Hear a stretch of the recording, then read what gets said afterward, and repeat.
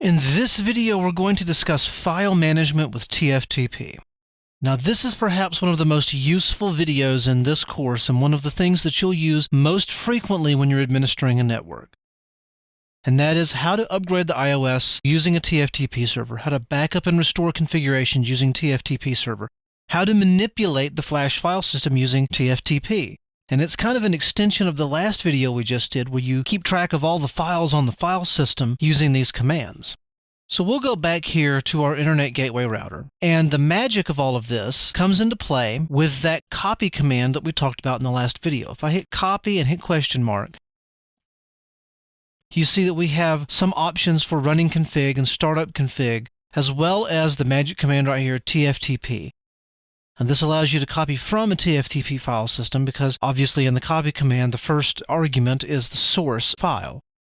In this case, we're going to copy something to the TFTP. So let's look on the flash file system and we'll copy out this home.tar that you see right here. It's a fairly small file. It'll transfer up pretty quickly and we can copy it right back down with a different name to show you copying both directions.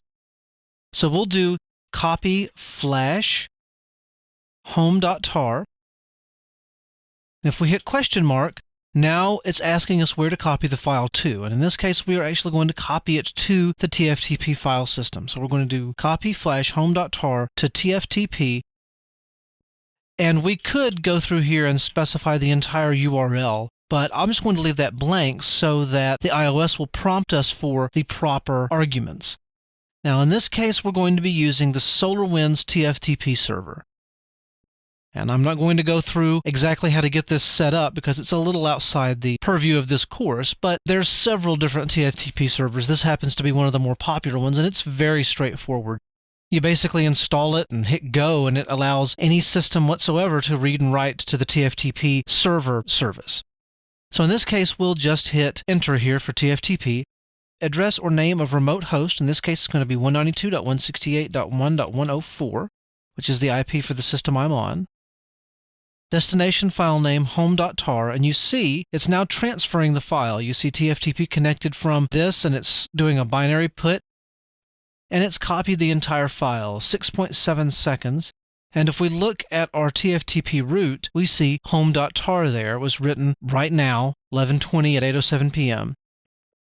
And now we've just backed up that file to the TFTP server.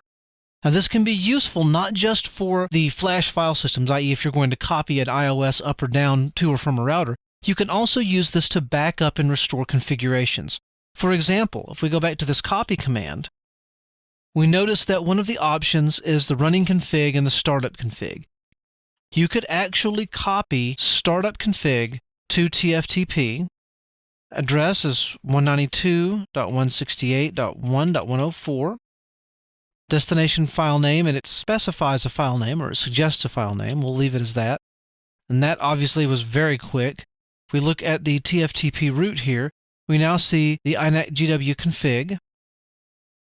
And if we open it up in Notepad, we see the entire configuration. Now, it's in Unix format, which means that instead of a carriage return and line feed at the end of each line, you just get nothing really. You get a different character. But if you were to open this up in like PSPad or UltraEdit or Microsoft Word, it would actually look like the configuration. And more importantly, you can restore this. So we've just copied out the startup config. We can copy TFTP to the running config. And if we do that, we're asked for the address name of remote host and so on and so forth. So now that we've shown you how to copy a file up, let's copy a file down. So we'll do copy TFTP flash. Again, name of remote host, 192.168.1.104. Source file name, in this case it's going to be home.tar. The destination file name, it prompts to be exactly the same. However, in this case we'll name it home2.tar just so we don't overwrite the existing file. If we did leave the default file name there, it would prompt us, hey, this is going to overwrite a file, are you sure? In this case, I want to show you that it actually brings it down and you have two copies of it. So now it's going to access it. And this particular iOS prompts us to erase the flash before copying. It assumes that if you're copying a binary file like this down from a TFTP server, that you're upgrading the iOS. And in most cases, most flash file systems only have enough space on them for one copy of the iOS. And so rather than you having to delete this by hand, it'll offer to do it for you. In this case, we'll say no, don't delete that.